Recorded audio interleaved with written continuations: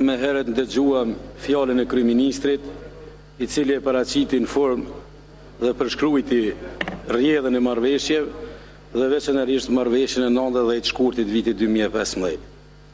Unë do të ndalim te marrëveshjet e paraprake, sepse aty edhe kryeministri theksoi se ka një mosbatim të atyre marrëveshjeve.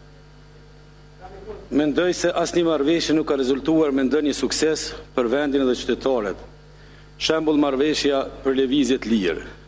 Mendojmë se kjo i kontriboi akoma më shumë shpërnguljes së qytetarëve të vendit dhe me këto marrëveshje nuk u sigurua mirëqenia e qytetarëve, por për akoma më shumë u keqësua më tepër gjendja.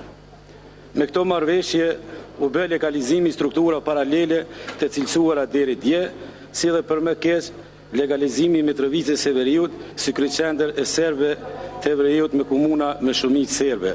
Dhe si e tillë, ky pazar politik po rënon për ditë më shumë substancën e pavarësisë dhe suverenitetit të vendit. Po ashtu do të marrë edhe një shembull nga Pakoja e Atisarit.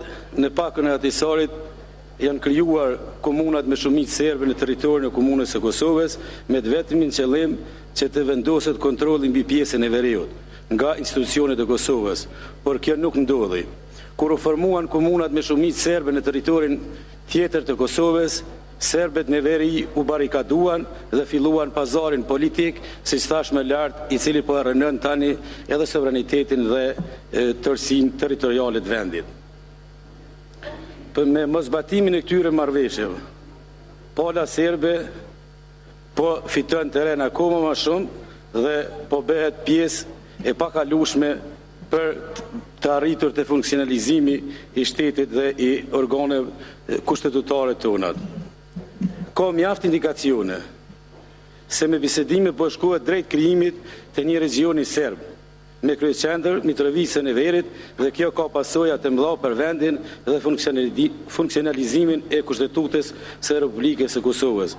Prandaj, ne themi të kemi kujdes me krijimin e këtyre dy qendrave brenda territorit të Kosovës, njëra në Prishtinë e tjetra në Mitrovicën e Veriut, sepse kjo e rrezikon edhe synimin tonë të deklaruar euro-atlantik dhe integrimin drejt Bashkimit Evropian, dhe pamundson funksionimin e Kushtetutës së Republikës së Kosovës dhe tërë vendin. Prandaj ne bëjmë thirrje për ndryshimin dhe qasjen e formatit të bisedimeve. Ka indikacione të mëdha të cilat po e krijojnë një region me mbikëqyrje dhe me një autoritet të ndryshëm nga regionet tjera të Kosovës në veri të vendit. Ju falenderoj.